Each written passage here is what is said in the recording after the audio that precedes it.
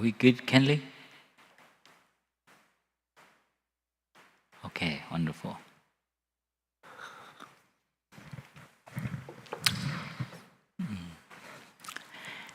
Dear Thay, dear Sangha, let's start with the 3 sounds of the bell, so we can come back to ourselves.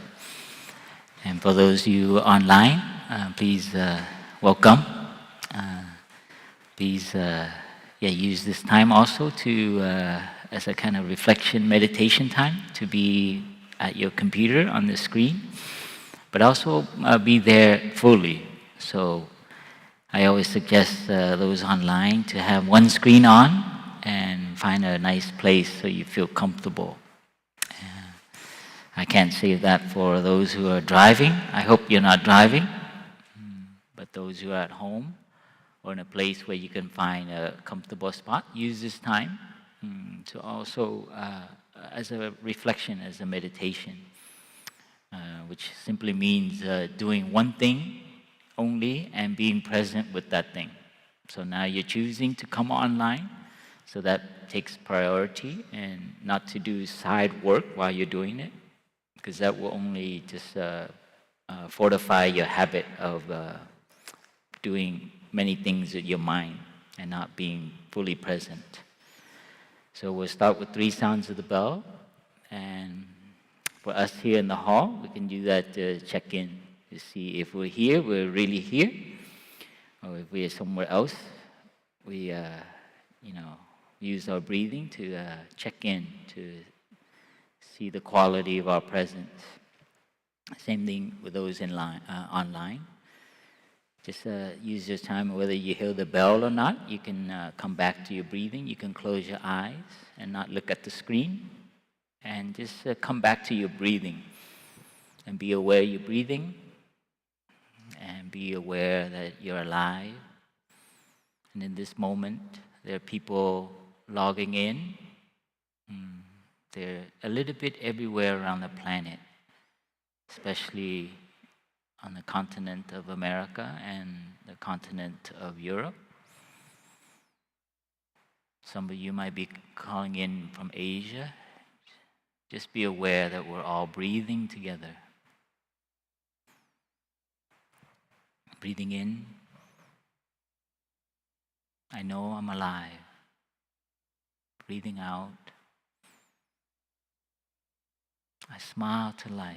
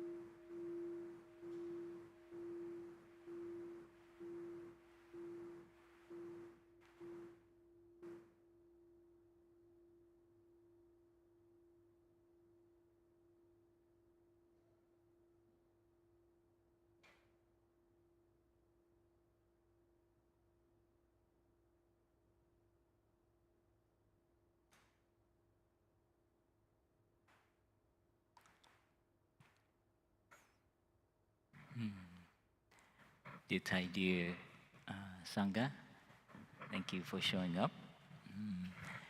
Just wanted to do a shout out to our brothers and sisters behind the tech team.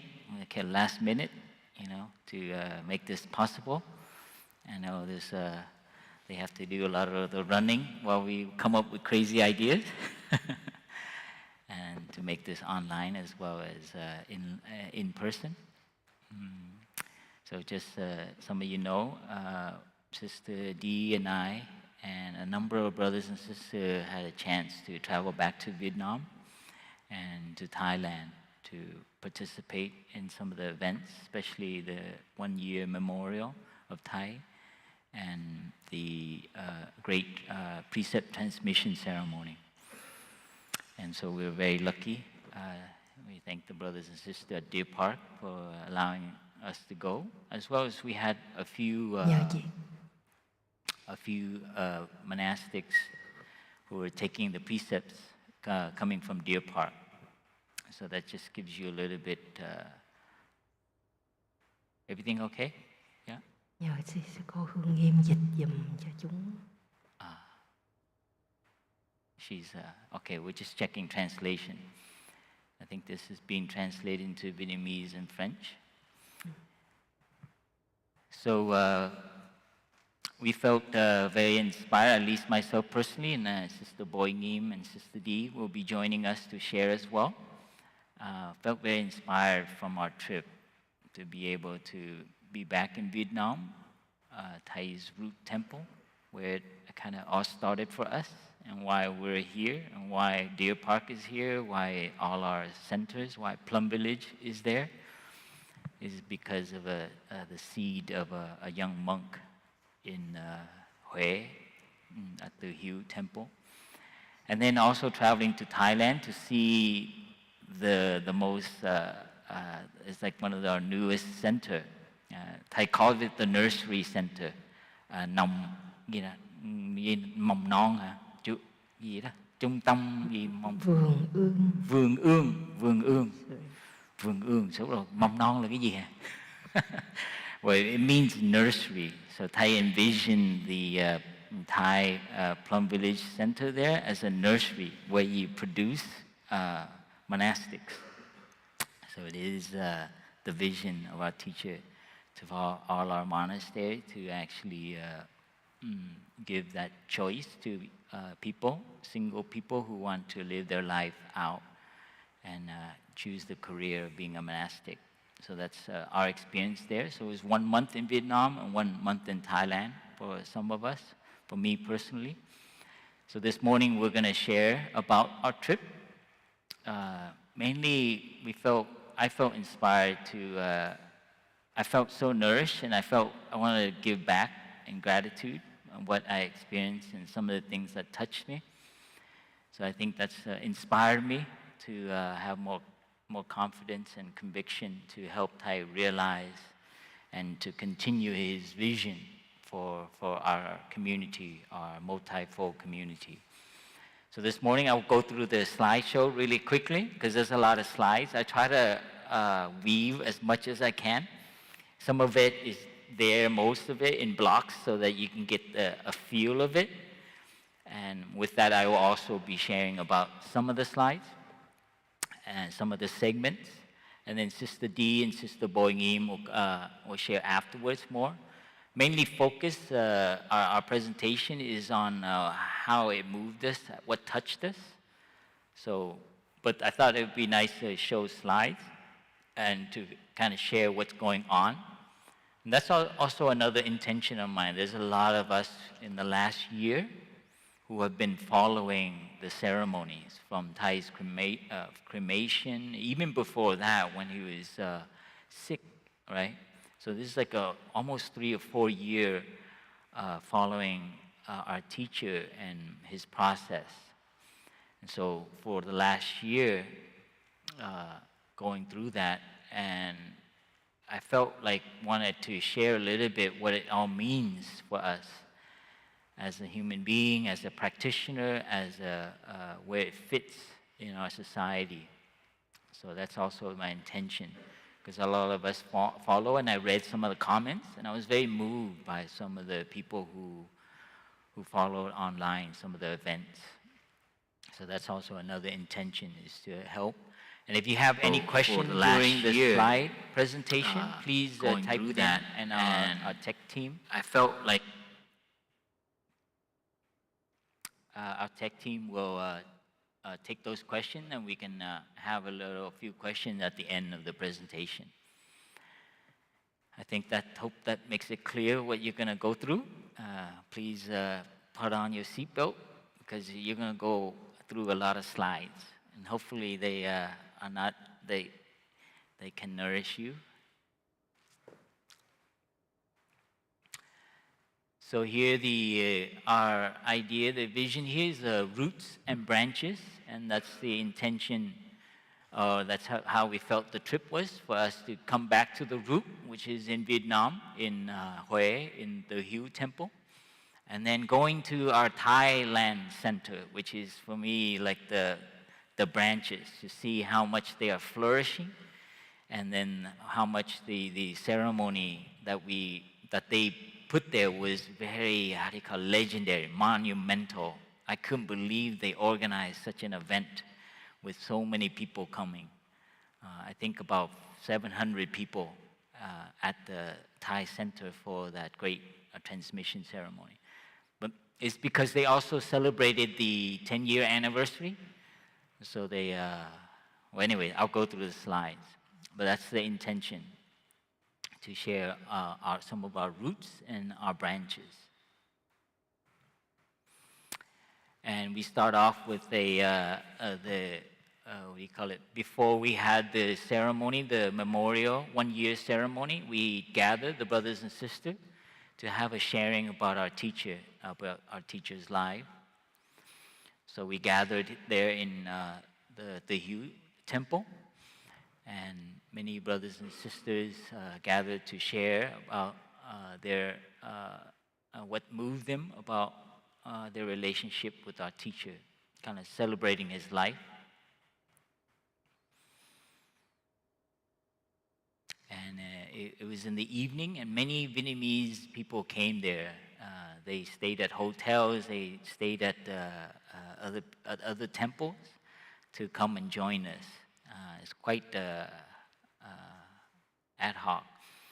And along with this tour of this memorial celebration, there was two sisters, Sister Dang Nghiem and Sister Boi Nghiem, also organized for like how many lay friends? About 30.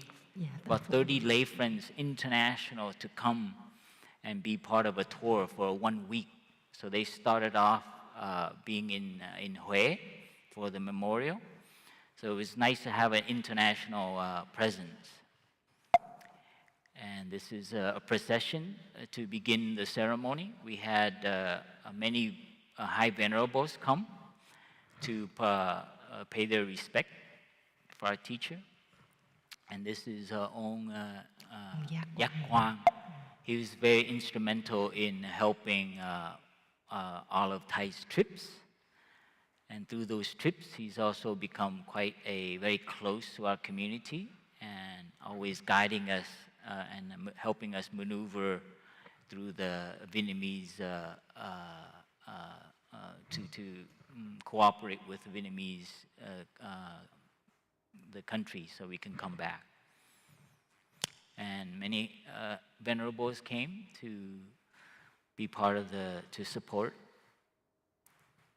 And a lot of lay friends from all over the country came to also support.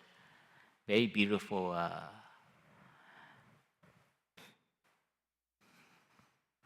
And we have some of our lay friends there from the International Sangha. We started off with the ceremony, and here this is the first part of this memorial ceremony is so all the monks and nuns in the Plum Village tradition, we are on our knees in front of the altar, and is paying respect to the Buddha, our ancestor, before we head into the hall where Thai's altar is, and offer a meal. So the ceremony, Tiểu Tường, is a 1-year ceremony, is a kind of ceremony to a process of mourning in the human psyche. So when someone passes in our tradition, and I think some of you have been following, we have many periods. First, after the cremation, we have like every week we offer food, and every 7 days, there's like food offering, and then 49 days is another moment. This is adopted from like the kind of Asian Chinese ancestral worship tradition.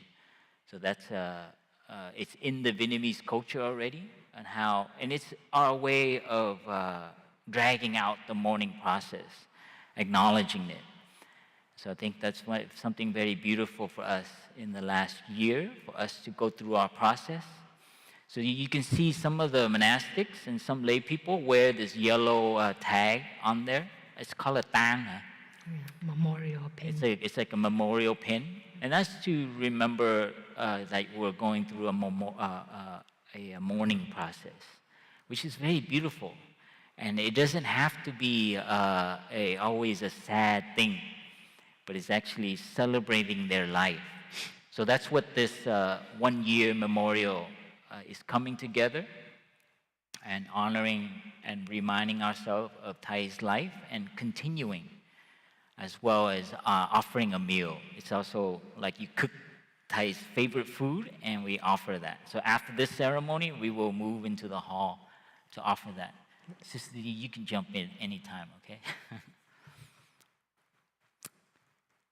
So this is the Tu Hieu Temple. This is the main Buddha hall, and it's been renovated since Thay was there. So all the wood there is redone exactly as it was.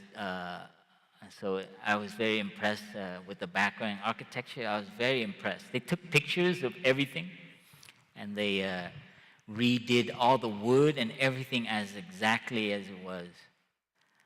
And Thay Phap Dung was our eldest there, so he held a kind of a prayer above his head to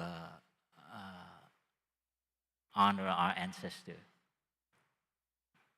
And then we moved from there, the Buddha hall, we moved from the Buddha hall to the meditation hall where Thay's altar is. And this urn here with the incense, I heard it symbolizes kind of like the spirit. So that's why you see monastics always lighting an incense when they want to call up someone. And so this is, in a way, a symbolic of Thay moving with us into the hall. And we had 2 venerables from Korea who was instrumental in helping Thay come to Korea in some of his trips.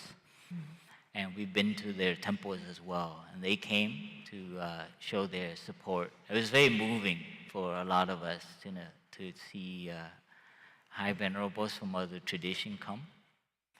And so we gathered in the big hall. I forget the name of that hall, but the full moon meditation hall. And as you can see, so in a way, the monastics, Thay's disciple, are considered his children. So we are coming, and then these high venerables and all the monks coming to give the ceremony.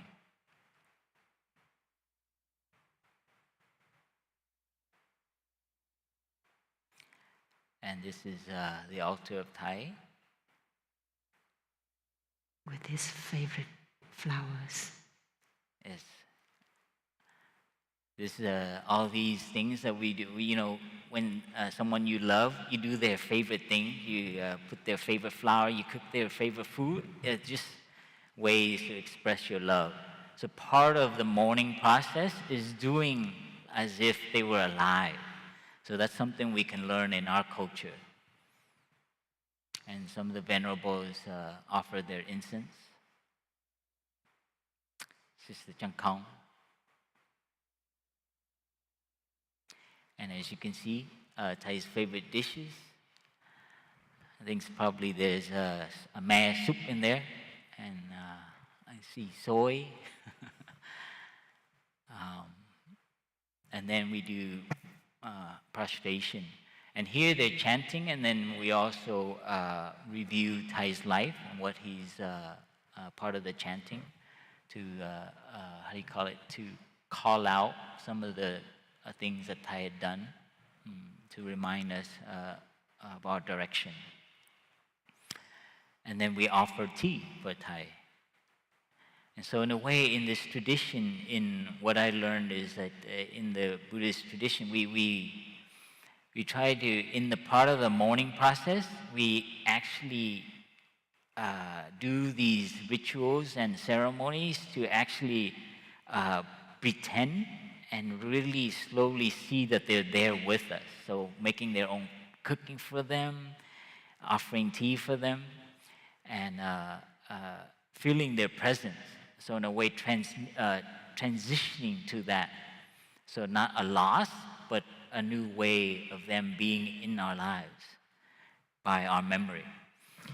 And just a side note, Sister D, myself, Sister Boi Nghiem, many of us monastics who look Vietnamese, we grew up in the West.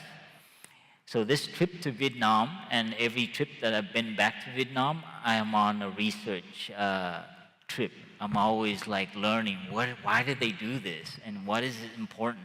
I grew up with a lot of this stuff, but I didn't understand its spirit, its nature. So I think that's something we can all learn from, how these rituals and ceremonies play out in our lives and can inform how we deal with death of loved ones and so on. And this venerable is one of Thay's younger brothers in the Dharma who's still alive. Yeah, he's the brother of the late abbot of the Tu Hieu Temple, Chi Thang. And all the lay friends waiting out, participating from the outside. We had some, I think, from different country. One from France, and the other one is from South America, I think. I forget their names. He's German. German. So it's so lovely to see our international Sangha. I saw a lot of their faces, but I forget what retreat or what center I saw them in. And then, so that's the end of our session in Vietnam. And then we move into Thailand. So I'll go quickly through these. A lot of, and Thailand was beautiful. Also, these same venerables that were in Vietnam, like a week later, they all traveled to Thailand. And we were quite surprised. And so here they are arriving. They travel on a bus for almost 20 hours on the bus to go from Hue to Thailand, through Bangkok to Pak Chong. Or from North Vietnam to From Thailand. North Vietnam. Yeah. And here's some venerables coming. This is Ông Yak Quang. See the one who is leading the ceremony? I just so moved. You know how busy these venerables are. They all have like many temples and many disciples, but they still come to support Thay and to support our community. And Sister Newman, Newman sister is always there. Anything that the Plum Village organized, she will show up. Như Huy and Newman, huh? Yeah. And you can see some of our brothers in the background from Plum Village, France. Beautiful. She taught me how to make a dish, chakao, when I was a novice. So she's been around since over 20 years and more. And so they all gathered there in the big hall, and we pay respect to them to express our gratitude for them to show up to support. And yeah, it's beautiful because it was almost equal number of venerable monks and venerable nuns. And many young monks came this time because Thailand was having a 10-year anniversary. So they invited many monks, young monks and nuns, wanted to come to be part of that 10-year anniversary. So this is the beginning of our precepts transmission ceremony. And here, what you're seeing is a gathering outside and inviting. Usually, the beginning of a precepts transmission, we honor the precept. The precept is from the Buddha, like the founding teacher. So those two precept books, one for the nuns and one for the monks, are on the altar, and we pay respect to it, and we ask to bring the precept from the Buddha altar back to the meditation hall, where we will transmit it to the new novices. So that's the meaning of this ceremony, this beautiful, moving. This is the seed of where I felt so, God, I wish everyone knew how we do this ceremony and how much like reverence for these two books. What do they symbolize, And I was like, it's just two books, but what they symbolize is actually the precept and the Vinaya and all the teachings that has transmitted down through many generations, many hundreds of years. And so for me, it's like, like you put, before a sports game, you pledge allegiance to the flag, right? The flag is just a flag, but it symbolizes something. And hopefully it symbolizes the good and the valiant. But here the two books, the Vinaya, symbolize our precepts, the monastic precepts. Without it, the monastic order does not continue. So this is what the beautiful ceremony represented. As you can see, on the left or right side, one side is the nuns with their precept book, and on the right side, the monks with their Vinaya book, the Praktimoksha book. And we gathered there very early, 5 o'clock. And just to let you know, in Thailand, they wake up at 4 o'clock. So it was quite interesting. Because everybody wakes up. So this is morning rising, the light, in this beautiful land. This like snake of yellow moving through a line of lay friends, standing beautifully with their palms. I think all the venerables were very moved. It was all quiet. There was no drum, no noise and stuff. It was just beautiful morning, hearing the birds.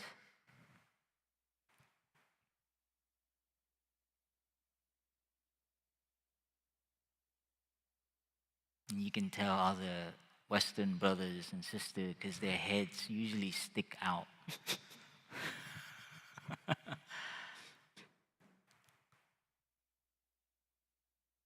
Yeah, I just hope you get a feel of it, how moving it is to show so much reverence for the precept.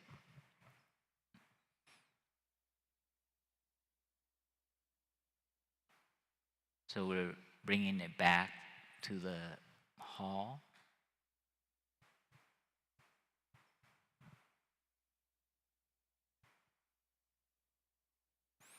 Many high venerables came, and they are like the precept transmitter. They will be the ones. Every time we gather for a precept transmission, we need to gather a certain number of high venerables, and to have 10 kind of not medium venerables to be witness, to make the transmission valid. And many, same is for the nuns. So this is the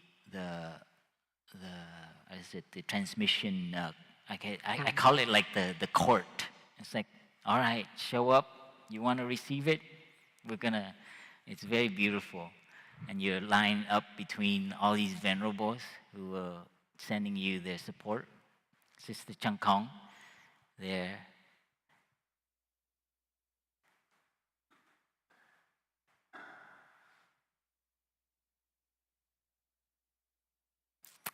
And they first receive the precepts, and after receiving their precepts, they are transmitted the Sangati. The novices have a Sangati, but it's much simpler. It's like one fabric, and now they receive the three full Sangati. I'm showing you these pictures, and I don't know if I'm supposed to be showing it to you, because usually there are no lay friends in the hall while this is happening, but I thought it'd be kind of nice for you to see. So these Sangati is, and when you receive the precept, you become a full member of the community. It means you become a bhikkhu or a bhikkhuni, and now you participate and you have a kind of, I guess, a vote. In the old days, you're part of the community, and as a novice, you can express your view, but when it comes to making decision in terms of direction, practice, retreats and stuff, you can only share your view about it, but you're not part of the meeting to decide. So that's what the significance is. And here you can see some of our brothers.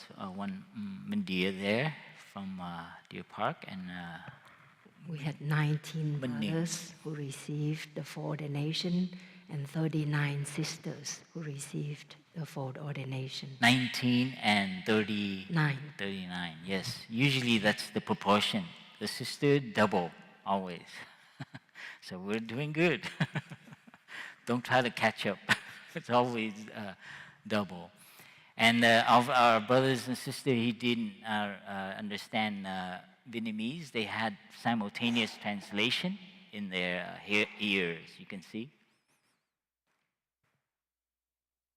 Rung, I forget his name, Rung Phap, I think. Brother from Bulgaria.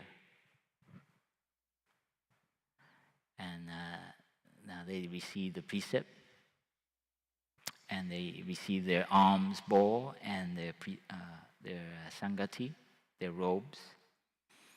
And here we're transmitting to them.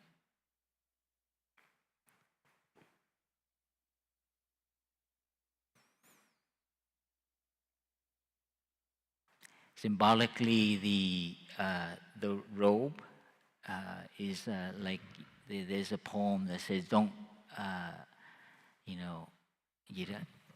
How beautiful is the field of merit. It's a symbol of as our protector. It's a symbol of our precept. So our robe is that. The bowl is the symbol for our humility, because the bowl there signifies our dependence on lay friends and lay support. Usually you go into the city and you beg for food, and in exchange you share some of your advice, some of your teaching. So the bowl symbolizes kind of like your dependence on the others, on society for your subsistence and that connection. So in a way, it kind of is a very beautiful, these two items, what they represent. Those are the sisters. These are the 39 sisters. Sister Dang Nghiem guiding them to come in to receive the precept.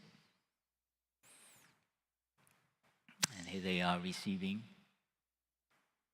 their Sister D transmitting the Sangati to one of our sisters.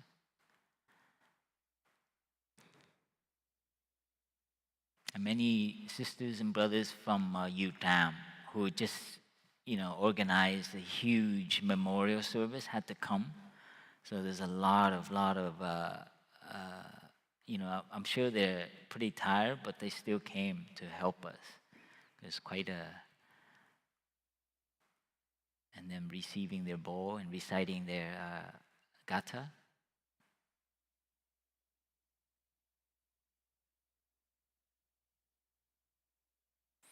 The bowl also represents to eat in moderation. Yeah.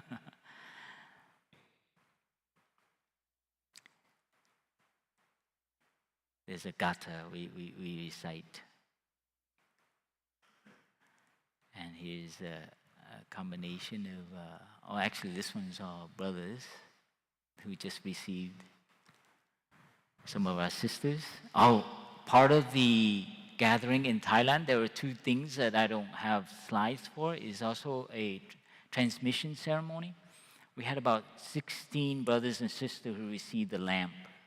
So that was also another flourishing, the new branches, the new Dharma teachers, as well as the 10-year anniversary, which I don't have slides for much. And of course, many, see, you can tell which ones are from Europe. It's so beautiful. She's, I forget her name, but she, about over 10 years ago, she came in when she was only 14. And she was attending Dang Nghiem, running around. I was like, I can't believe, you're so young. In the West, that would never happen. 14 years old, and she really wants to be a nun, and she's still there. Like, probably been in the community for maybe over 10 or more years. Huh? And now she received her for ordination. For ordination.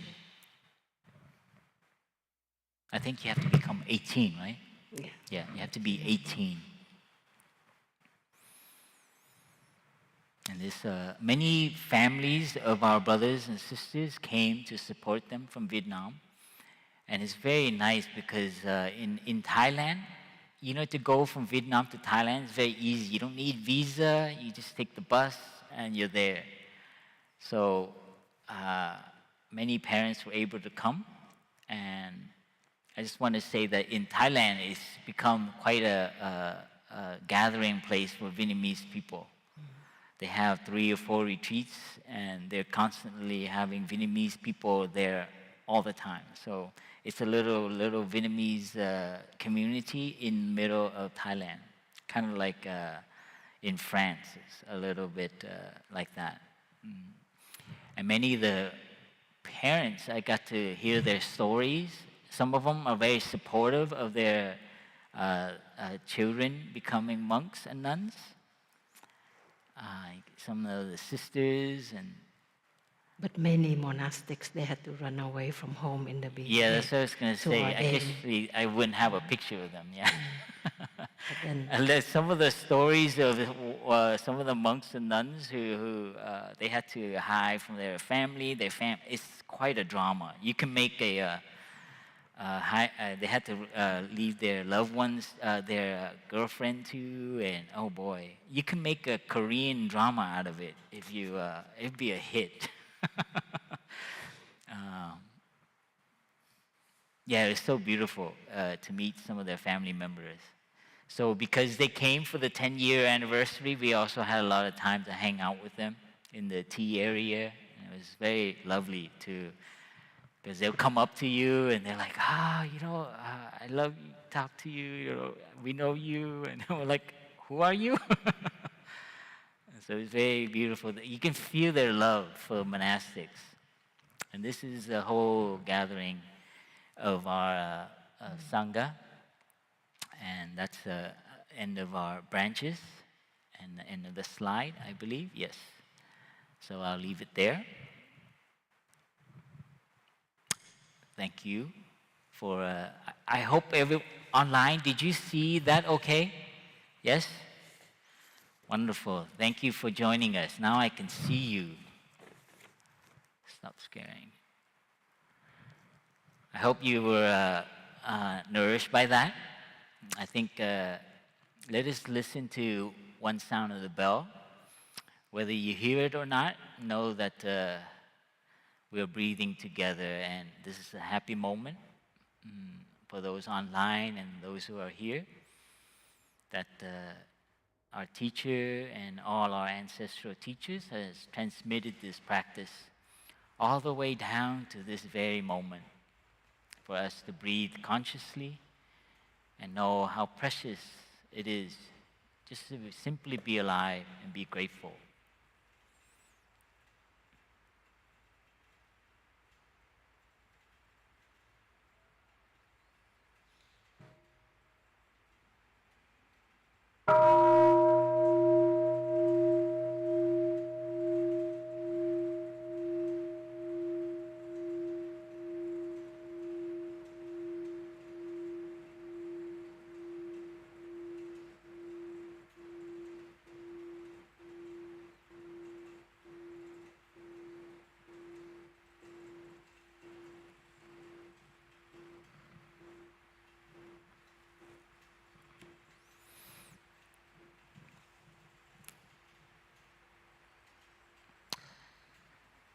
Thank you, everyone. I think we'll move now to more of our sharing from our heart and what the trip meant for us. I think I'll ask Sister D, I guess, share with us, what moved you, what you learned from the trip, and Sister Boi Nghiem also joining us online. I believe we have Sister Dang Nghiem here as well, but I don't know where she disappeared to. So anyway, we will kind of do it more ad hoc style here. So I just wanted, to hand it over to Sister D, who also joined us for both segments. Dear beloved Thay, dear brothers and sisters, dear beautiful spiritual family, I know you are there, and I'm very happy and grateful. When Thay was still alive physically, he used to tell us about one of his dreams. And in his dream, there was a lot of laughter, a lot of joy, and Thay asked his attendants, what's going on? And the attendant said that brothers and sisters are coming back from afar, and now they are cooking their meal and having a meal together. And Thay said, what joy it is to be together, to come home and gather like that. And truly, after Thay passed away, and for me to be in Vietnam, especially for this 1 year memorial, I really touched deeply that happiness from being together. Although our teacher passed away, and it is a sadness that we all feel in our heart, but we also know that Thay is there in our daily life. And when we gather together, like in Vietnam, we were just happy, so happy to see each other, to know that we are still there, we're still in the Sangha, we're still doing together to continue Thay's vision and dreams. And it brought a lot of joy. And to me, it was also very special because it brought about reconciliation. In the past, I might have some difficulties, conflicts with some sisters, some brothers or something. But trips like this, when we see each other, all of those things, they just don't mean anything. They just vanished. And we were just happy to see each other, to hug each other, and to see that Thay is continued in each one of us, and that we would do our best to support one another on the path, to be worthy of Thay's continuation. And I remember at the holidays retreat in Deer Park at the beginning of this year, 2023, and a couple came up to me after 2 days of the retreat, and they said, the man in his late 60s, he said, Thay taught us that the Sangha is his continuation, but I never really believed in it. And after Thay passed away, I lost all my inspiration. But being here, I really believe now that the Sangha is Thay's continuation. and he was just crying. His wife was crying. And he said, "Thank you so much, brothers and sisters, for making this a reality, for giving me this faith." And I was crying too, and it was this deep happiness that we felt that the Sangha is able to continue Thay.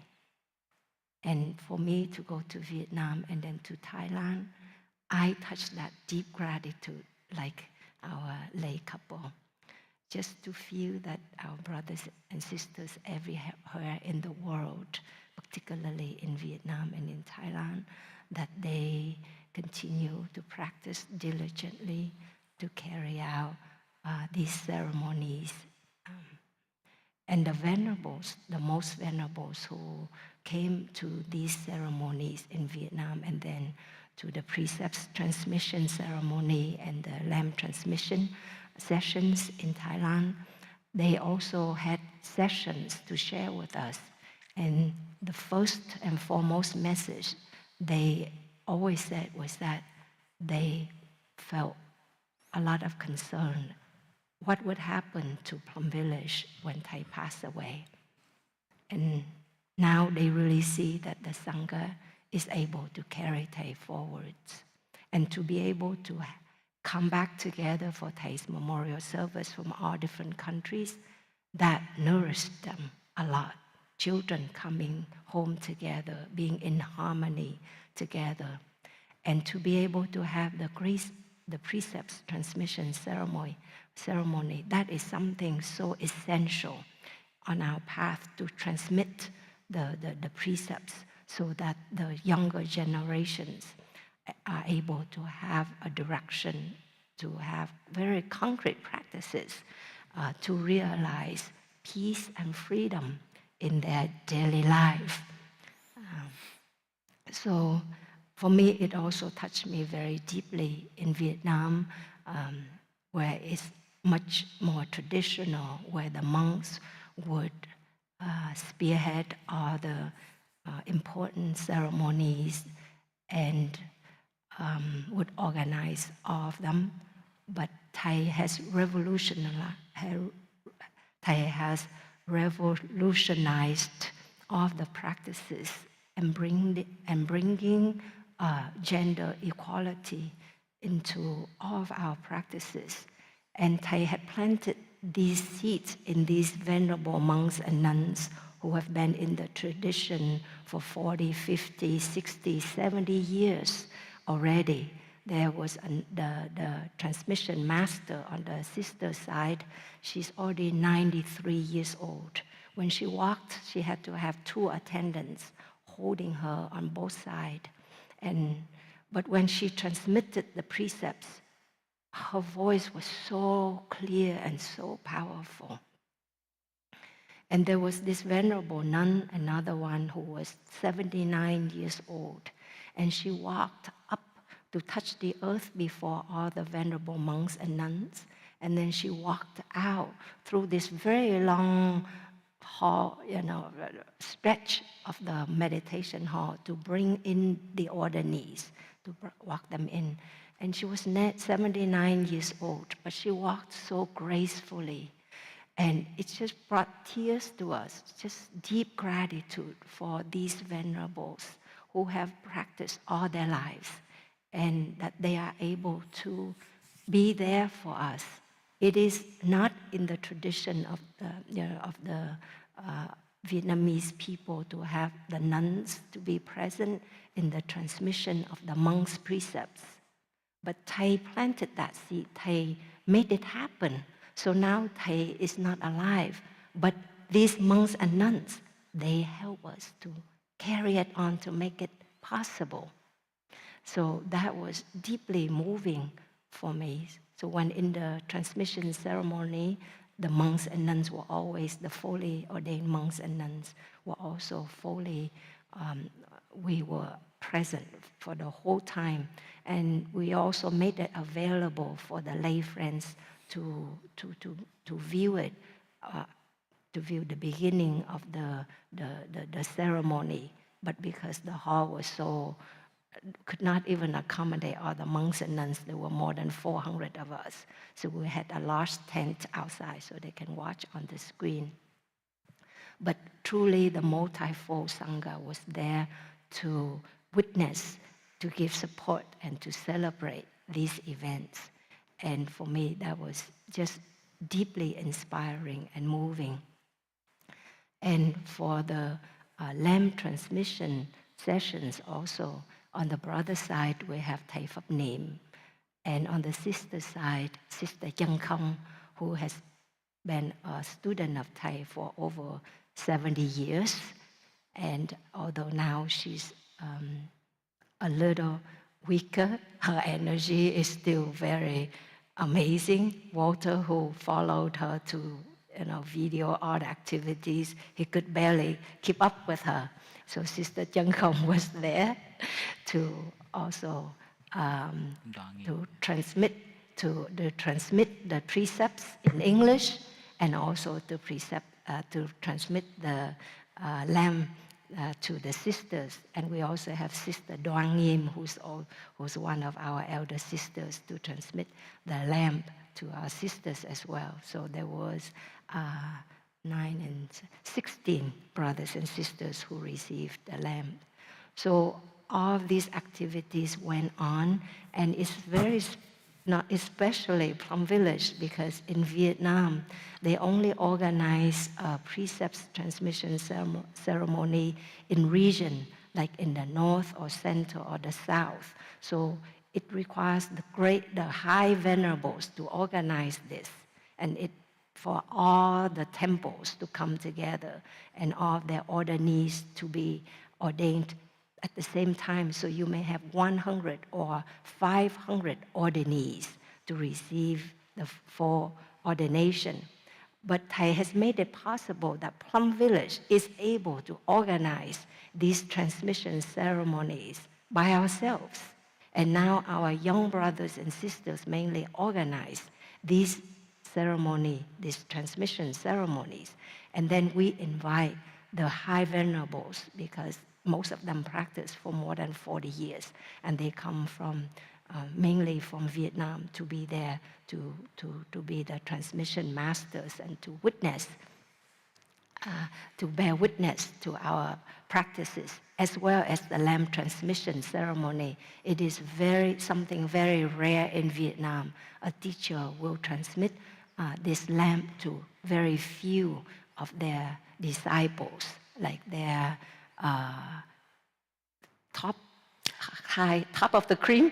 Actually, the Venerable Yak Quang, he shared with me, traditionally in Vietnam, it's only the teacher and one of his favorite students. And usually it's like a relative. So it's very in-house. Yeah. So Thay's revolutionized it in Thay made it possible that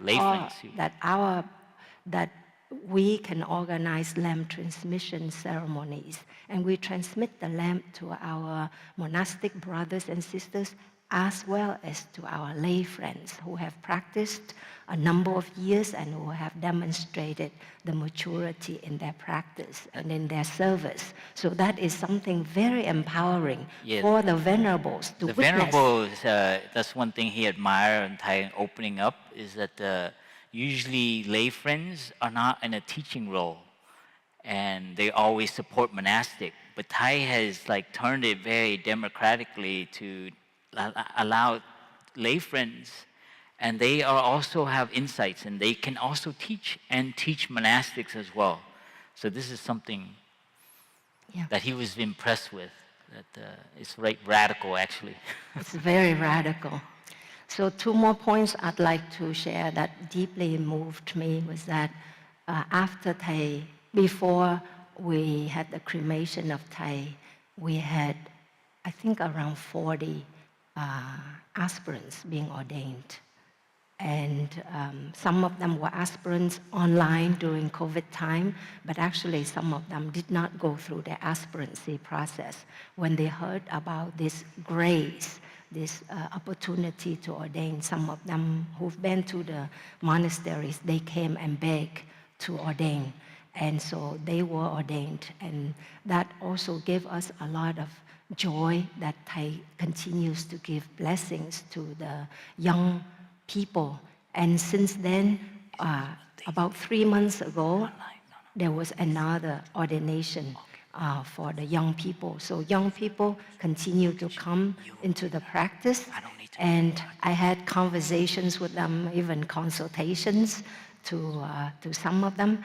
And I find that young people coming to our practice, since Thay was sick and now that Thay has passed away, they come to the practice not so much because of Thay anymore, but because truly of the practice, because of the Sangha.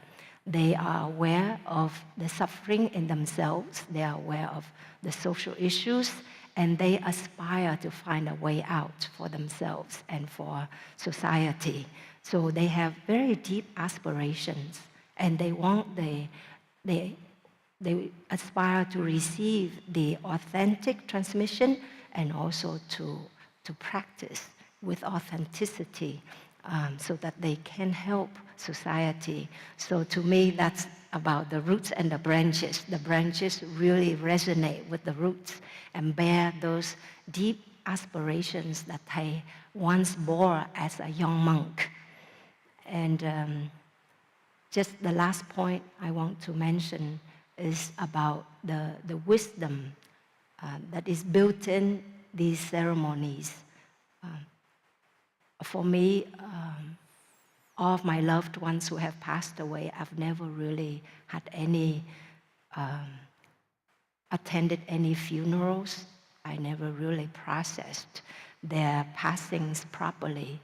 And that included first my mother, who disappeared, and then my grandmother, who passed away when I came to the US, and then my uncle, and then my partner. And now that Thay has passed away, and for me to attend all these ceremonies, I see that they are built in to help us to face the loss, to mourn properly as individuals and as a collective. Because in the West, we may feel very alienated and fearful of death. We're so far removed from it. Most of us, we pass away in the hospital, and there's this attitude of moving on, of going forward. But it's because of that, it's actually stuck, and we are not able to process the loss, the grief, and we ourselves cannot live very deeply, and as we fear death. And so these ceremonies, for me, I see it helps us to be together, to reconcile, to touch deeply the lives of our loved one, and to see that our loved one is continued in our relatives, in us, in our friends, and we come together to celebrate and also to aspire to live more beautifully. If there are certain shortcomings, unresolved conflicts with our loved ones, then we learn to practice to resolve them, to heal for them. And there are beautiful qualities and talents, then we also aspire to continue to deepen them in us and in each other. So I cherish these ceremonies as a chance to do all of that healing and transformation, and so that we can be together and to build our strength and solidarity. So I'll stop here for now, and when you have more questions, we'll go into it deeper. And I'd like to invite my sister, Sister Boi Nghiem, to share more from her experience. Thank you, dear, beautiful family. Thank you for being there. Maybe listen to the sound of the bell before we hear from Sister Boi Nghiem, calling in from Magnolia, I believe, or maybe at home actually, in her family, also in Mississippi. So let's hear one sound of the bell.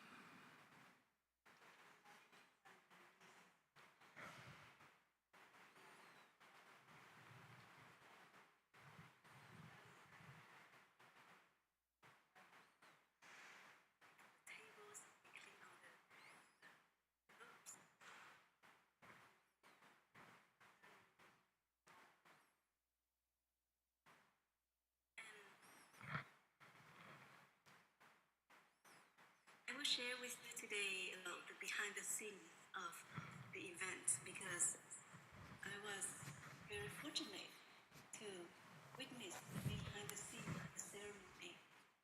Sister Dang Nghiem and Brother Phap Dung, they are venerables in the Plum Village community, so they get to attend the ceremony, be in the main hall. I am like what is it called? Con ngá. What is that? Con ngá in English, Sister Dang Nghiem? The young cow.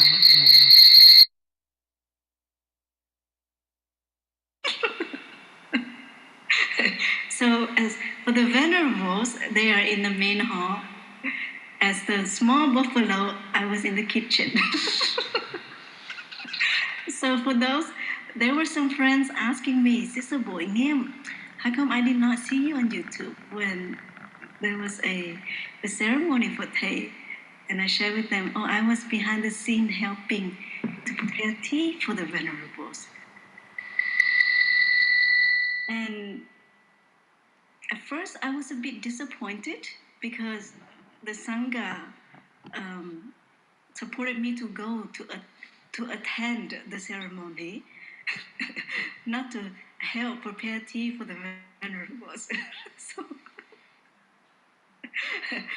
but then I was just so happy to be able to work alongside with my sisters, with my brothers, in cleaning the cups, washing the tea leaves, and making sure that there was paper towel and toothpicks for the venerables.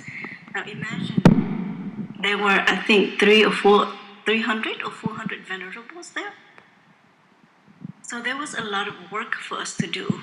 The sisters, the brothers, and I, we went to the area around 5 in the morning and didn't return to our room until 1:30.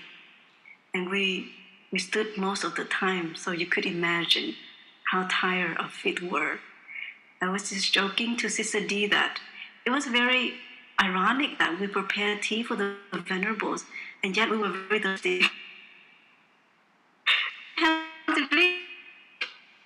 It was we walked really fast. At times we were mindful. We were not mindful. We were in the room preparing tea. There was another team bringing the tea to the venerables. There was another team bringing the used cups for us to wash. And there is another team washing the cups. So there were many teams. We really worked together like the beehive. And it was so joyful to witness the behind the scene. Few days before the memorial service, it rained a lot at Tu Hieu. And it was very dangerous to walk because of the algae. It made everything quite slippery around the root temple to walk. But that was like an invitation for us to take our time, to be mindful of our steps, and of course, not to fall. It would not be very pleasant to fall down when we carry like foods to the venerables or tea to the venerables, right? So I wish that in the future there would be a tag team, there would be camera people recording behind the scenes so you could see what it's like. You could see the love, the care, the joy, at the same time, the hard work put behind it. Because in order for a memorial service to be possible, there are so many areas that we need to put our energy and our love into it. However, what you see on YouTube is only a portion of the ceremony. And I did not know what happened, what took place in the meditation hall at all. I just knew that, my sisters and I, and along with the brothers, we really exchanged smiles. We really help one another. When the attendants came in and say, "We need 5 cups of tea," right away, yes, here, 5 cups. And after the ceremony, all the monks and the nuns, they walk past by us and we thank them and they thank us. It was really like a legendary moment.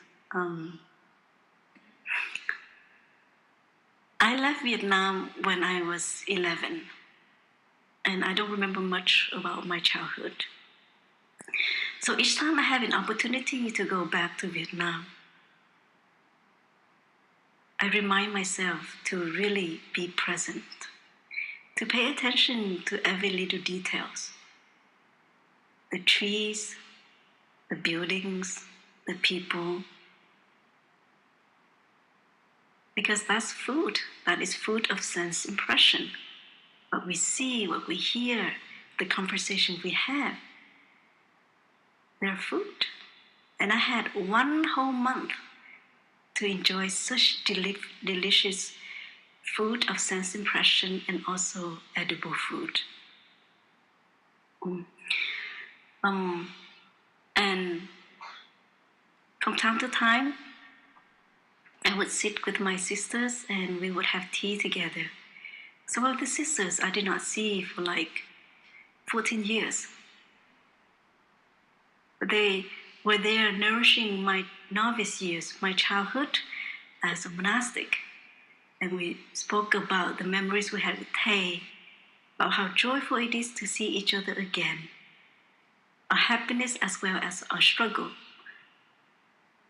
Being on the spiritual path, we were real. What we shared was raw.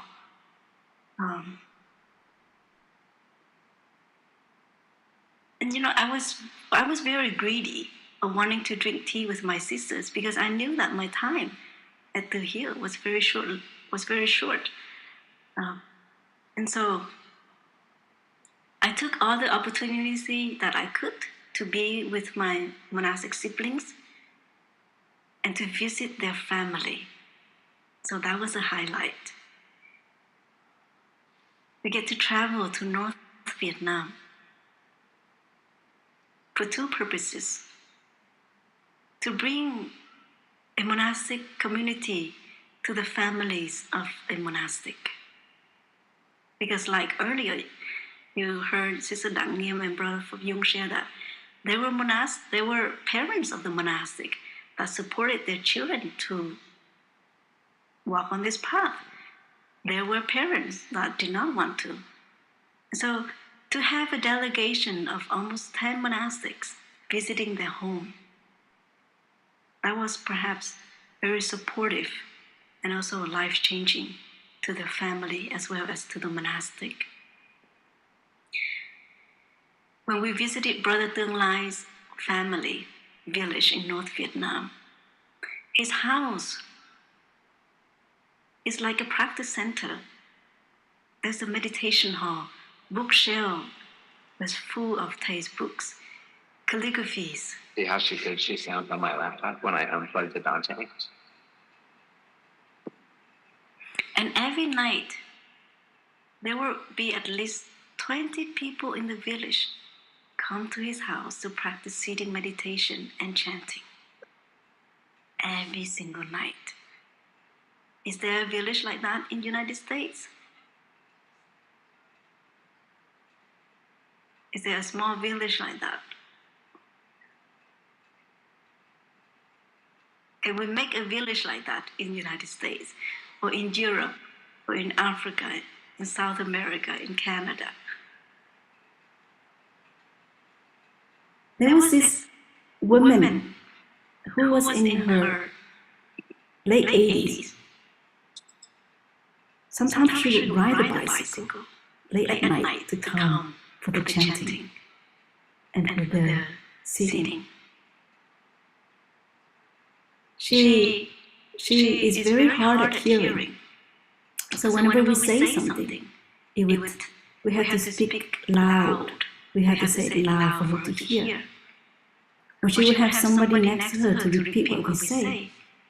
And yet she sat there so peacefully, with so much acceptance and feel the energy of the group. Right at that moment, I consider her as my teacher. She's really teaching us all to be patient and to enjoy the presence of the community.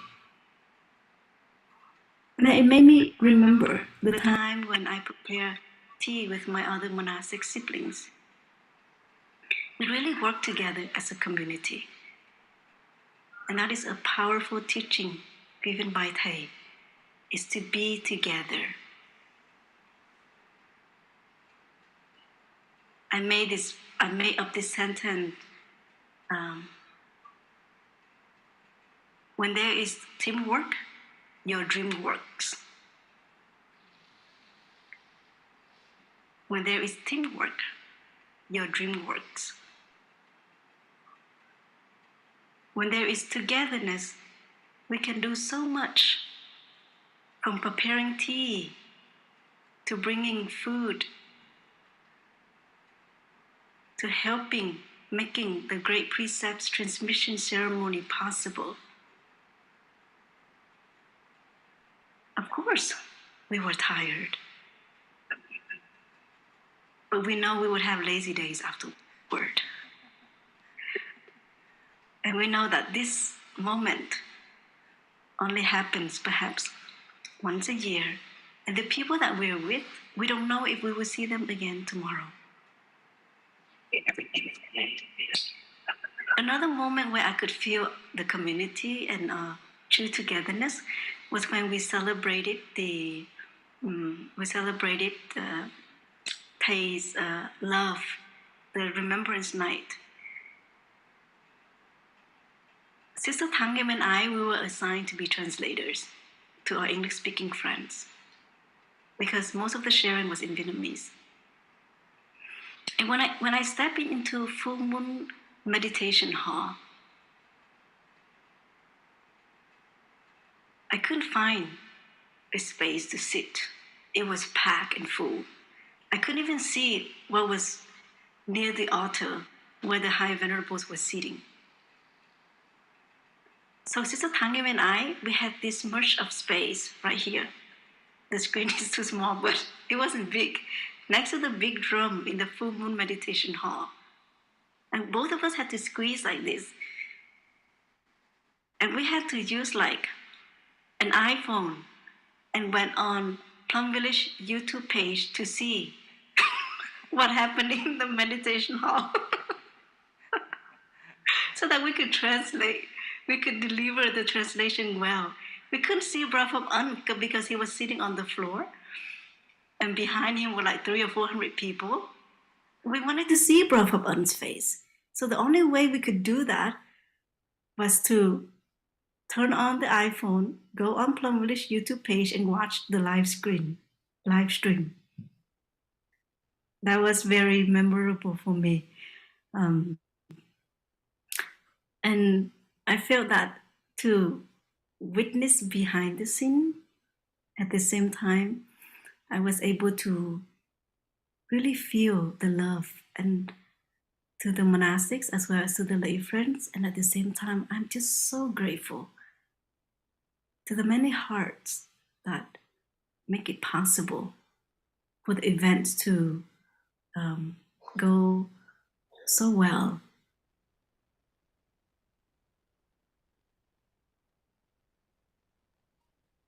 And one thing that was very moving for me was Diệu Trạm.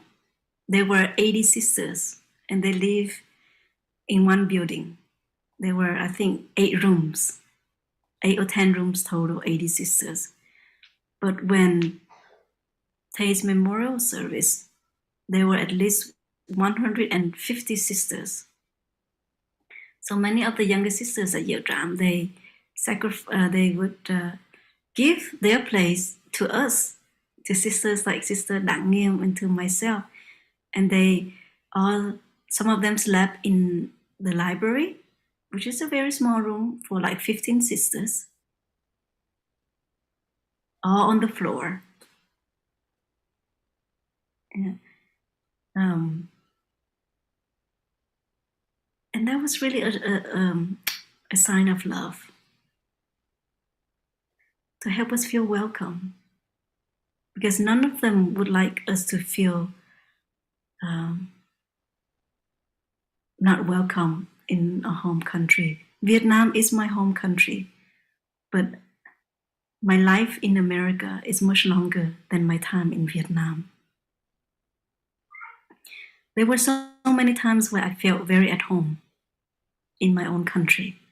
I felt belong, and that feeling of belonging is so important for someone who have to leave their country to start a new life elsewhere. And it is through Thay's practice that I could feel more at home in Vietnam, to receive the love from the monastics, from the friends, and also from the strangers I met on the street, or a child I saw on the street of Hanoi. He was riding on a motorcycle with his mom. I was sitting in the car, and at one moment, both of us made eye contact and we waved. We kept on looking at each other for at least 1 minute. So these moments of togetherness, everlasting memory, they will be forever with me. And to be in Thay's hut at Tu Hieu with one sister, just the two of us, that was very touching for me. Not only did I visualize the moment that Thay transitioned, but I also visualized the moment where Thay smiled with his attendants, with his disciples. The moments when Thay sat in his wheelchair, enjoy his cup of tea in silence. And to be able to touch Thay's bed with my hands in his hands, that was really a moment of healing, a moment of reconciliation, and a moment of continuing. And to touch the entrance gate of Tu Hieu with Thay's hand. Perhaps many of you have seen how Thay used his hand to touch a door, a gate. And there was so much love and mindfulness in it. So I did that as a way to continue Thay.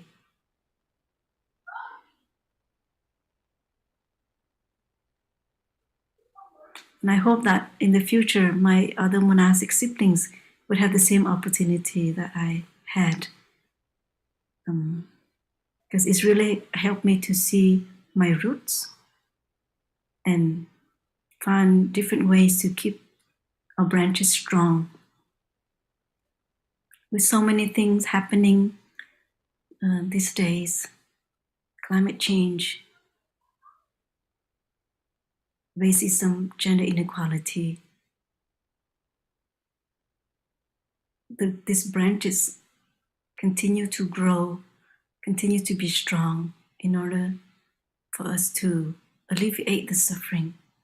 And of course, to be present and to enjoy the wonders of life. And thank you so much for listening. And thank you for inviting me to join this Brother Phap Dung and Sister Dang Nghiem. It's always wonderful to be with both of you.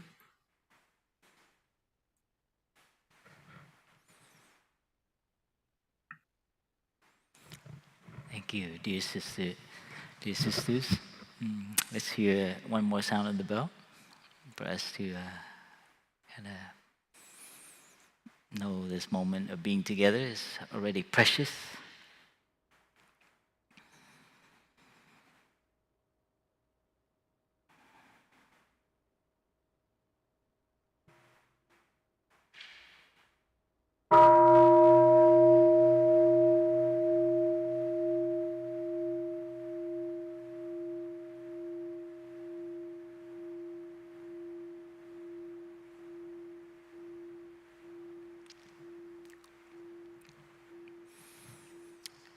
we can move on to, I don't know if there's any questions, any comments.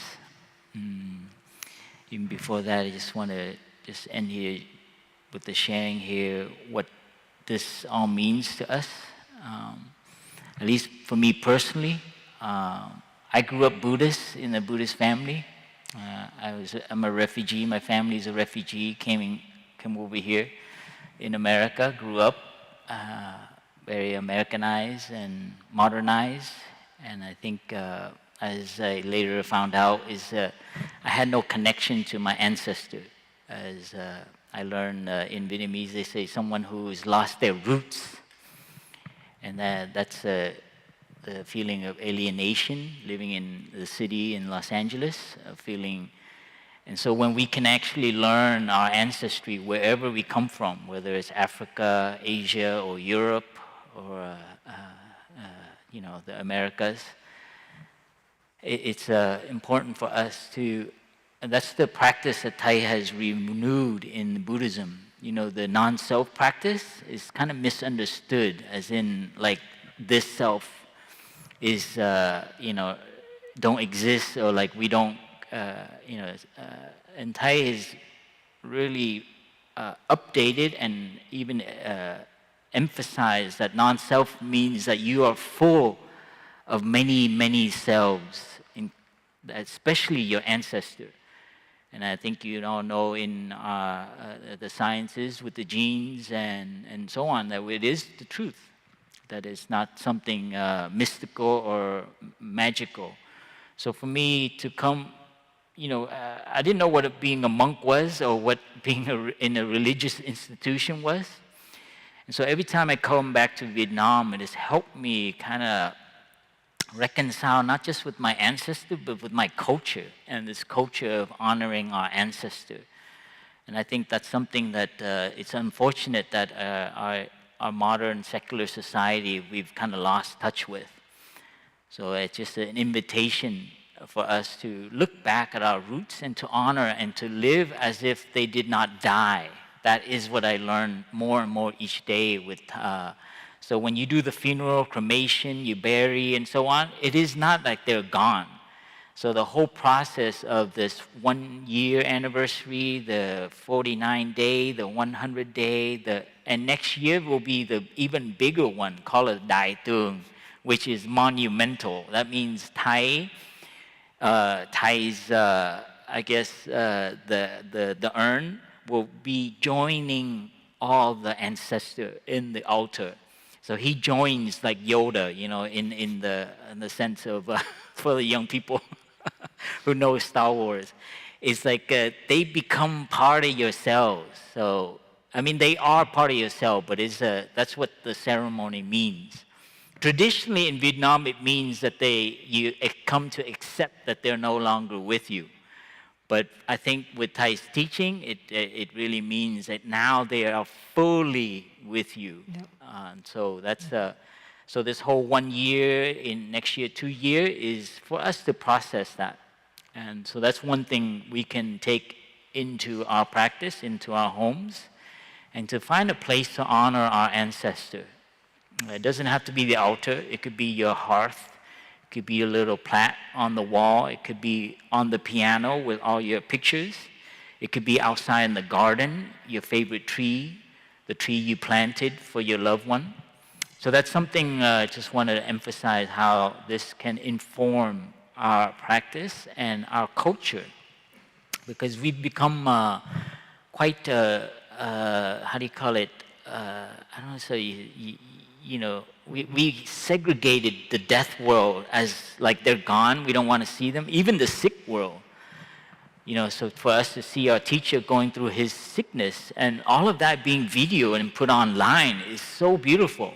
To see a spiritual teacher, a great teacher, to see him in his sick phase and his dying phase. Some people wrote in the comment, it's like, how can you show this to the world? This is, when Thay is in the bed and he's no longer breathing. Some comment is like, this is not honoring him. And I was like, no, actually, Thay would want us to see this. Because in our culture, we hide a lot of these images. And so for us to go through that whole process and not to be afraid of it is very important when we come to meet our own last breath. We are hopefully are not fearful that we will become nothing and there will be no continuation. And so the other aspect is just want to mention about monastic and lay community, the renovation, the innovation that Thay has, transformed this monastic culture to include the multifold Sangha, how we're so dependent on each other. And I saw this when I was in Thailand, how beautiful. So it's not just the religious institution separate from the lay, but that we're so interconnected and interdependent. And so for me, that's a kind of also a healing for our culture, our modern culture, to find a new relationship with religious institution. When I was a young person in Los Angeles growing up, before I met Thay, it was like religious institution was like, seeing Dracula, it's like, stay away from them, So we've like lost faith in a lot of faith traditions.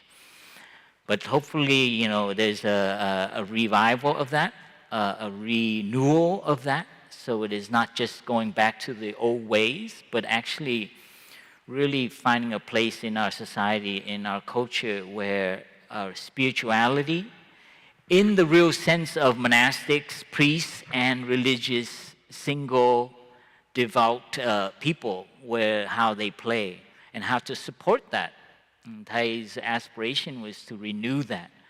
And for me, coming back to Thailand, to Vietnam, it also has helped me to reconcile with that kind of wound, or kind of when I was young, the loss of faith in religion and so on.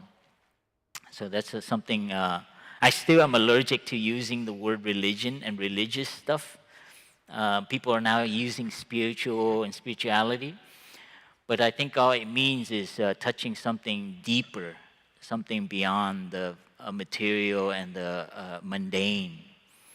So that's something I just wanted to throw out there for us, and how hopefully this presentation of ours and sharing our experience, coming back to our roots and our branches, can help we invite you to reflect that about your own roots, and also how you are flourishing, because we don't want to implode with our love.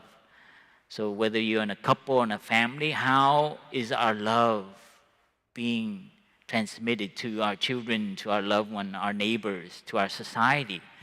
And that's what the energy of life is to flourish and to give new leaves, new flowers, new fruits. So this is something we invite you to reflect on.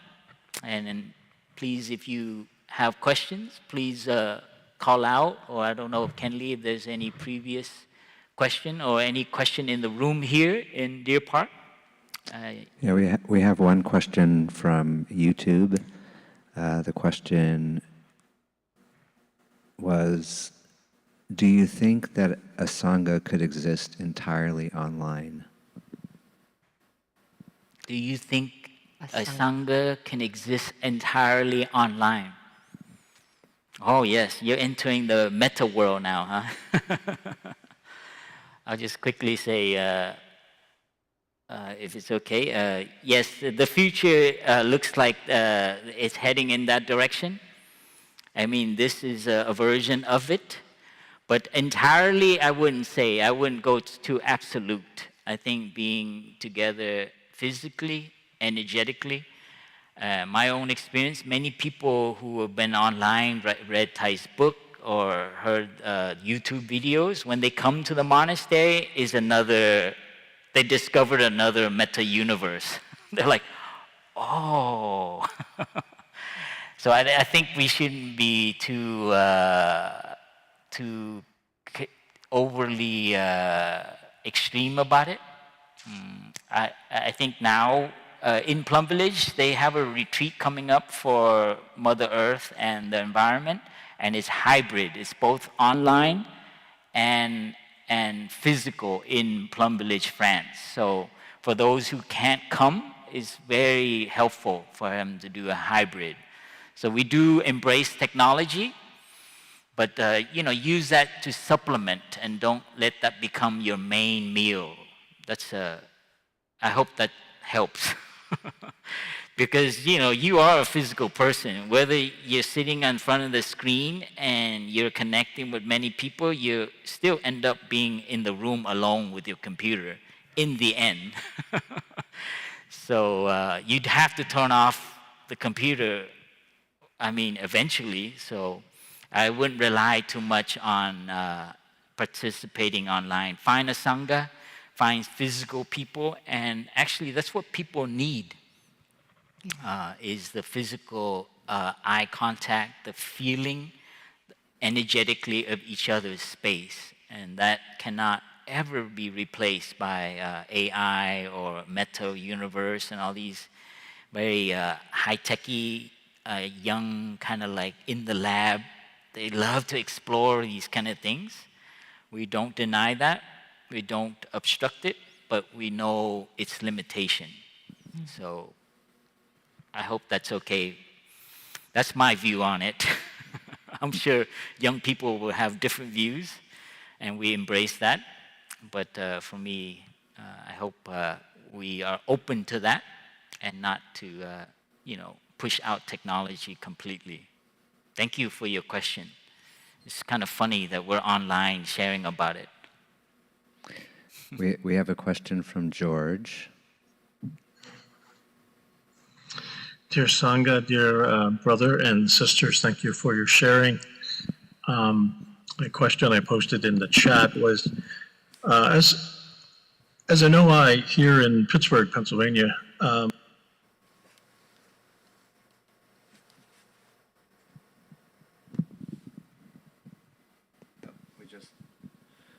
George, we just lost your sound. Oh. Zoom people can hear, but we can't hear here. Okay. Please repeat from the beginning. Just hold on a moment, George, because we can't hear it in the meditation hall. He muted himself.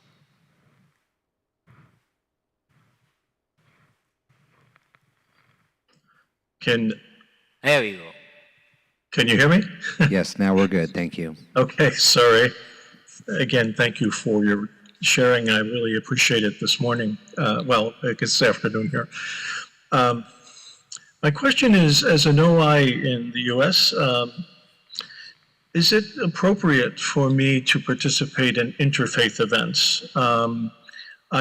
We have a large VSAC here, which is wonderful, and I represent us at that. We're in our 15th year of that. But I also participate in interfaith events, as we just had one for Turkey and Syria, and also after George Floyd's death and after the people that were lost in the Jewish community here, 2017. And a lot of our OI are very uncomfortable in that role, and I'm just wondering if it's appropriate in that role. I've actually been asked to create a video for the Jewish community center here for comparable religions, and I keep pointing them to the monks and priests that are here for other traditions, but they keep coming back to me. So is that appropriate? George Bellingham. Sister D or Sister Boi Nghiem, have any comment on that? I think he's asking, as an OI member, is it appropriate for him to participate in religious or gatherings that send spiritual support? Dear beloved Thay, dear beloved community, we've had interfaith activities in Plum Village where Thay initiated them, led them through over the years. We've had practitioners from other traditions coming to practice with us, and we also go to visit monasteries, communities in other traditions, religions.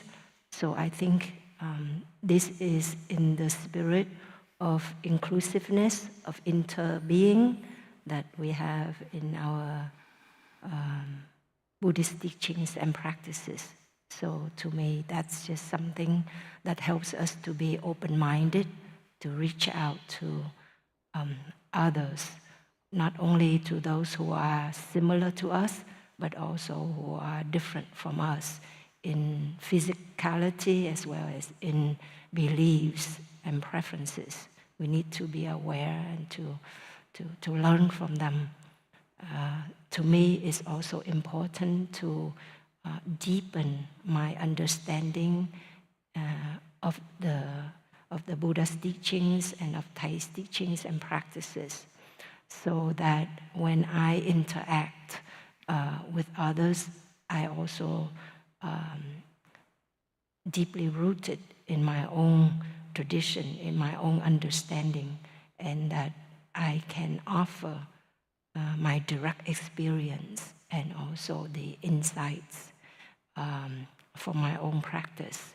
So I think that's in accordance to Thai's teachings. We all should also come back to our own roots and traditions, and with our mindfulness practice, we learn to appreciate more and more our roots and traditions, and we come back to see the beauty in our own roots and traditions and to help renew them.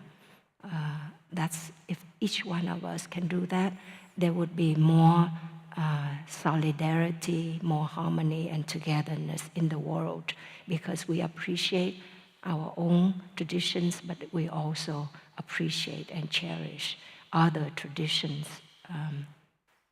Thank you. Dear brother, just please help us with that. We need more interaction with other tradition, other religious faiths, and so the rule is you only go there if you're invited. You only share when others are requesting. Okay, as an OI member or as a monastic, we're not allowed to like shove teachings down to people who are not inviting. And so OI members are kind of like monastic, so I share that with you, some of our, and the other is if we touch that tradition deeply, that would be the best, ideal. If you're interacting with Christianity or Jewish or Muslim, if you have some of that interest and background, then it's perfectly, and actually it's encouraged so that we have that interconnection.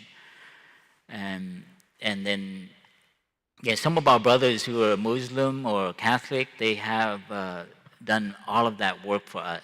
So it is encouraged actually to join interfaith activities so that, you know, that commonality and that interconnection is, I think that's what the world needs more of now. So please, you know, help us deepen that connection. Thank you, George.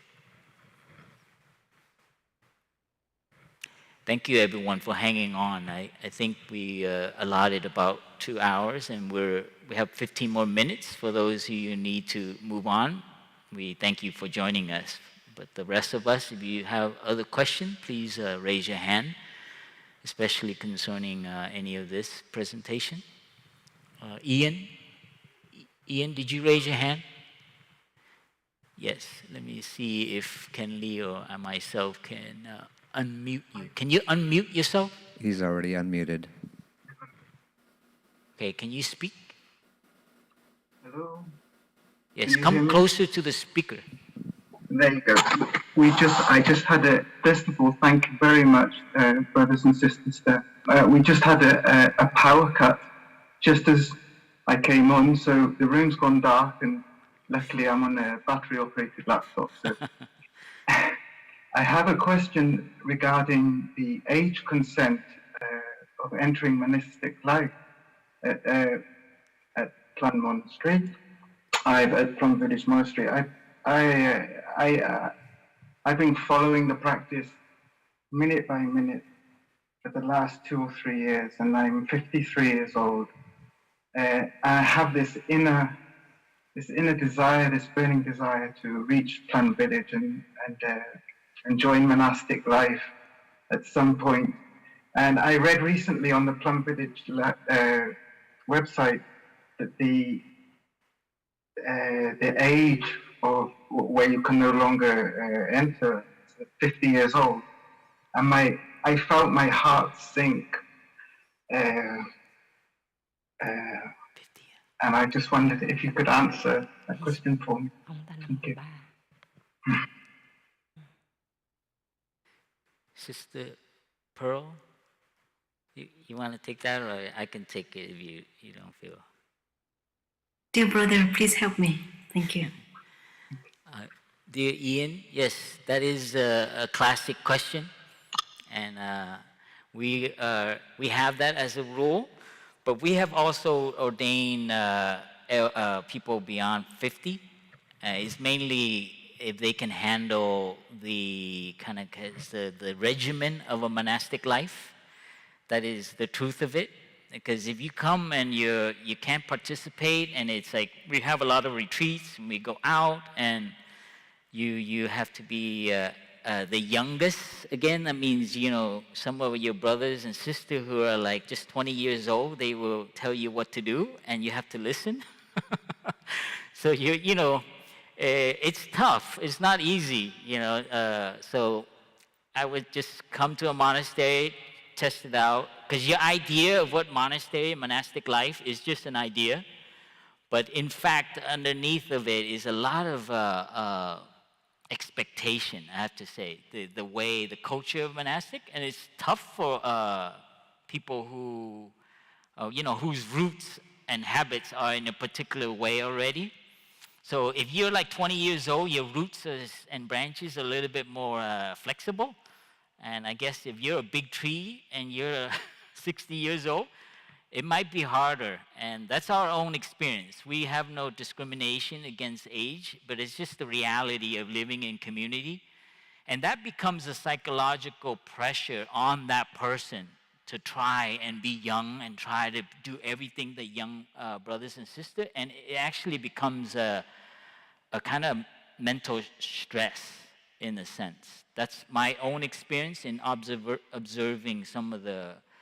But then there are some who actually have been here who are young, and they're quite much even more youthful than some of our younger brothers and sisters. So it's a how do you call it? There is that rule there, but it is not absolute. If you live here, you learn to live harmoniously. The brothers see, they will invite you to become a monk or a nun. And so this is you know, and I don't know if I'm sharing this as a personal thing, and it's not representing Plum Village policy, so it's a door in, you know, but don't tell anyone that I told you that, okay? Because we have done that. But it is, you know, it's also, you come in and all of a sudden your age and your sickness becomes a problem, then actually it's an obstacle in your traveling on the path. So it is especially when you come in, you know, in your first, second year. So there is that kind of, not on the community, but on your own personal development. You become you feel guilty because so many brothers and sisters have to take care of you. So that's my own observation on why it is a little bit more difficult for someone who already has a lot of habits, someone who is already, you know, with established ways. But, you know, people have lived with us who are older, and then they have also, it's a few, right? Yeah. Sister D, you want to add? I'd like to add a little bit.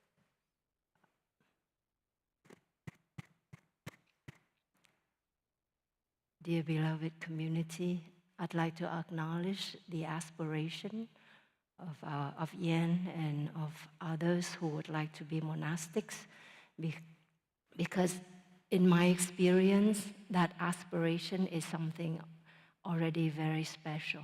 I've talked to people who've not become monastics, but they would recall that aspiration at one time in their lives, and it's just something very special.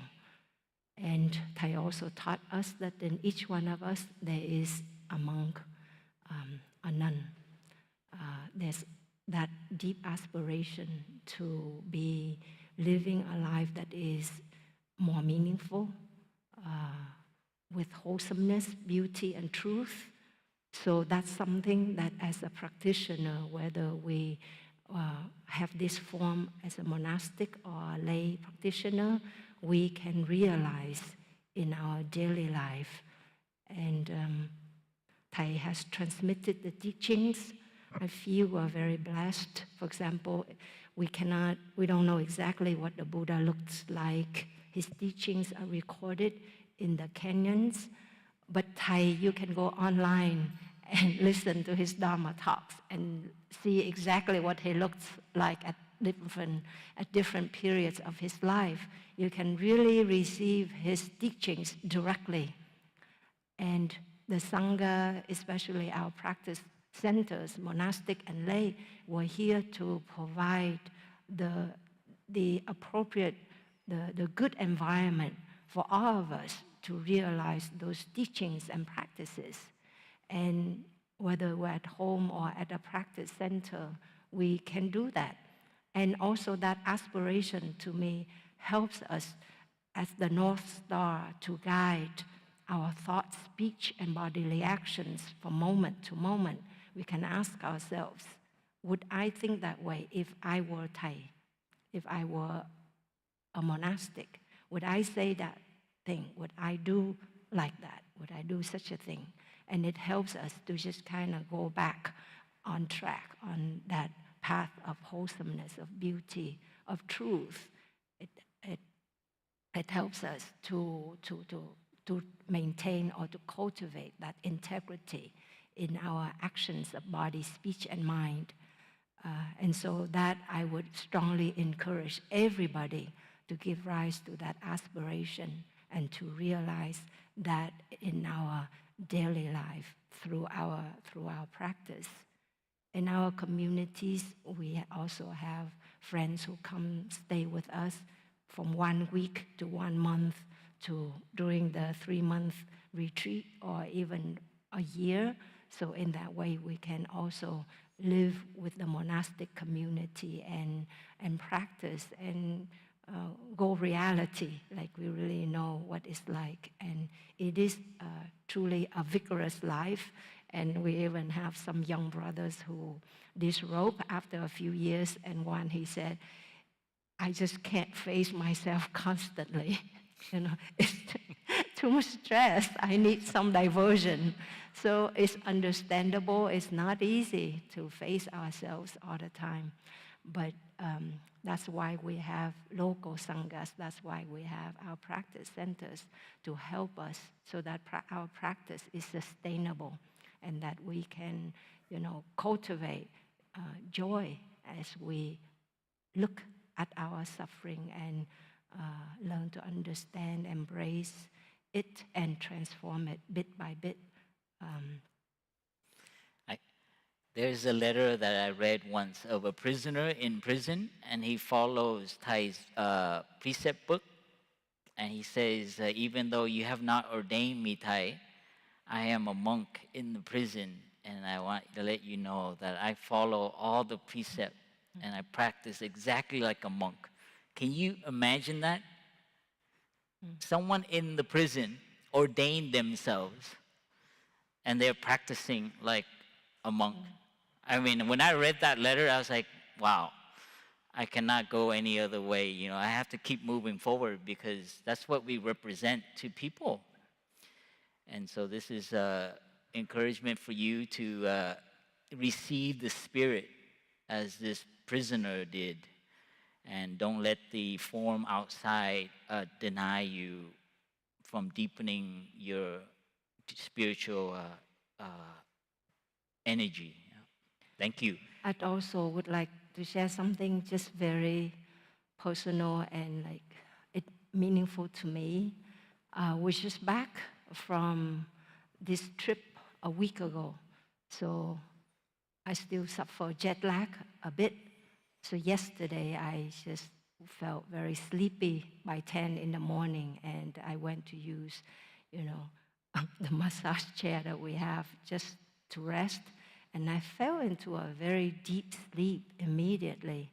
And in this dream, I saw my grandmother, and it was such a great joy to see her.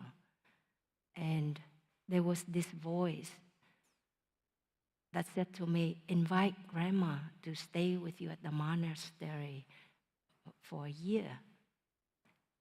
And I said to my grandmother, Grandma, please stay with me at the monastery for a year, and then you can stay with my brother, my blood brother, for a year. And at the very moment I said that, I just realized that my grandmother had passed away a long time ago. In fact, 37 years ago.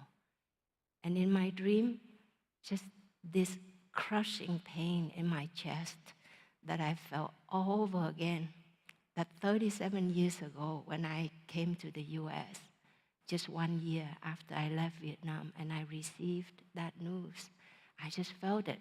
And I just held my chest and I just screamed. I said, Grandma, could you die already? How could it be? And I woke up and I just held on to my chest. And I was just crying. And I stepped out of the chair and I took 2 steps. And then I said, Grandma, please stay with me. Not just 1 year, but for my whole life. And when that came to me, just like that, it soothed me. It made this crushing pain much more bearable. And that meant everything to me, because this practice has helped me to realize that my grandma did not die. Her life, her spiritual life, guided me all my life and led me to this path. And that Thay has not died. His physical body is now ashes. The particles of his body are now floating all over this planet Earth. But the practices and the teachings are there. And each one of us carry Thay on. And that realization becomes real and deeply etched in our being through the practice, through our direct experience of that truth day by day. And it brings deep healing. So grief, even 37 years after my grandmother passed away, or 42 years my mother passed away, the pain, I still experience it every year now. But at the same time, the deep truth of their presence also helps me to hold them dearly in my daily life. And that to me makes the practice much more personal and meaningful.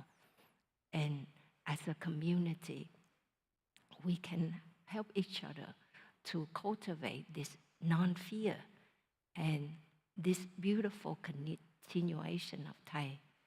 So I just want to express this deep gratitude for all of you who are making the deep aspirations to practice, especially after Thay's passing.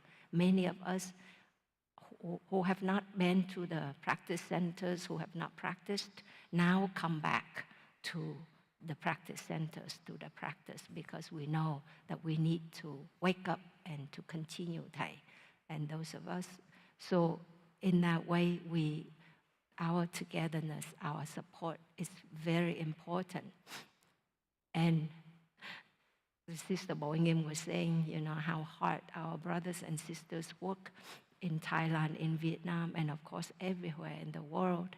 So just something I also would like to ask you to help to continue this support in your practice, but also, to go there, to go to the practice centers, to show your presence and your support, and also to help us also, because sometimes when Thay pass away in certain centers may not receive as much attention or financial support. In the world, people invest in stocks, in the stock market, people invest in the war, but to me, it's a great investment to place in a spiritual life, in a spiritual tradition. And it's for each one of us to benefit, for our generation and generations to come to benefit from our life of practice. So that's just something I really hope that you consider and continue to give rise to your support. Bless you, my dear ones. Thank you for being there, and we are always here for you. Thank you, Sister. Thank you, everyone. I think we're a little bit over 2 hours, so we'll end here. And I see a couple of hands up there. Please text in your question, and we'll try to cover that in later sharings. Especially Sister Ying and Sister Luang, I hear your hands up. Apologize, we run out of time. And we want to thank all our international Sangha to join us and give spiritual support for our community and this flow of energy, spiritual energy. Please continue to help and be a happy person, a happy couple, a happy family, and to radiate that energy in the world.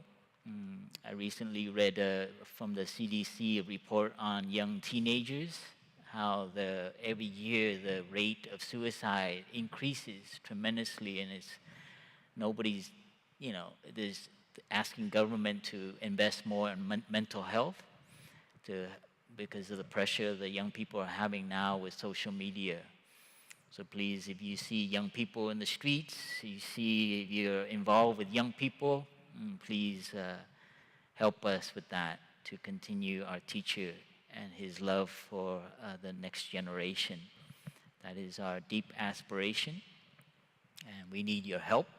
And this sharing is to help. Hopefully, you got energy out of that, and now we go pass it on, and not just to be to take, but to also to give.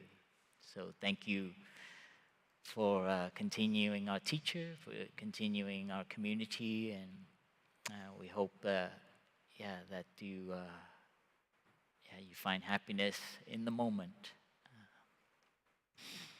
So we'll end here with the 3 sounds of the bell for us to give rise to a sense of gratitude to all our ancestors, our teacher, and all those who came before him. And because of them, we know how to breathe and enjoy our breathing. We know how to relax our body. We know how important it is to connect and to be together as a community, filled with gratefulness, gratitude to the 3 jewels, to all of life.